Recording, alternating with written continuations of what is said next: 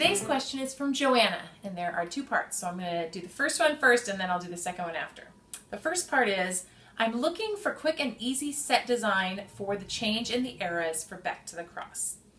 And I think when I was thinking about this musical, I wasn't really planning on doing a whole lot of set changes. I really wanted the eras to be seen by the costumes people were wearing. So the first thing, of course, that you can do is you can costume 1, 2, 3, up to 6 people in a complete decade costume.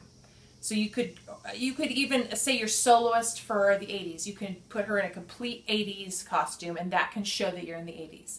You could also do a group of kids, and that could show you're in the 80s. Also, the DVD accompaniment, if you have seen that Word puts out, really sets the tone. So they have the words on the screen of the different songs, but also you really only need the DVD to set the tone of the different era.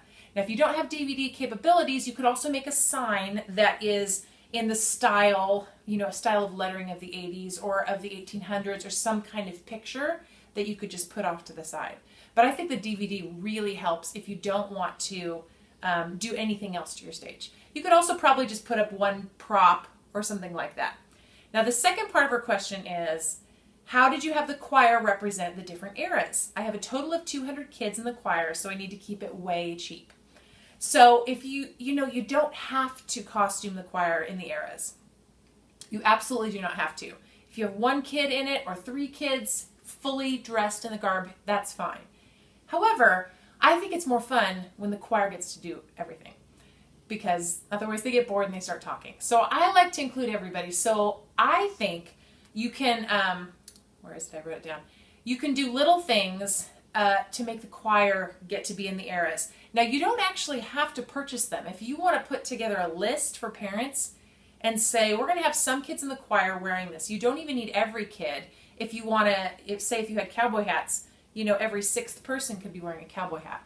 So you could, if you don't want to spend money, you could put together a list and say, okay, for the 80s, we're looking for fluorescent necklaces and sweatbands or something like that. Really bright fluorescent things. If you bring something that's small like that, you're going to put it on during the song, then you're going to put it back in your pocket or back under your chair or something like that.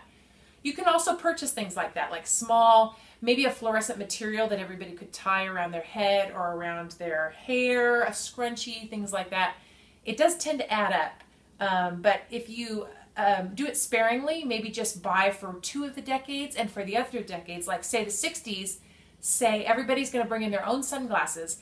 And here are a few sunglass options that if you want to go to the local party store and pick up these, they look like this, they're cat eyes, whatever, then you can do it. So you really don't need to spend that much money on your choir, but if you want to, it's a really fun way to let them be involved and feel like they're an important part of the decade. Plus, it just looks cooler.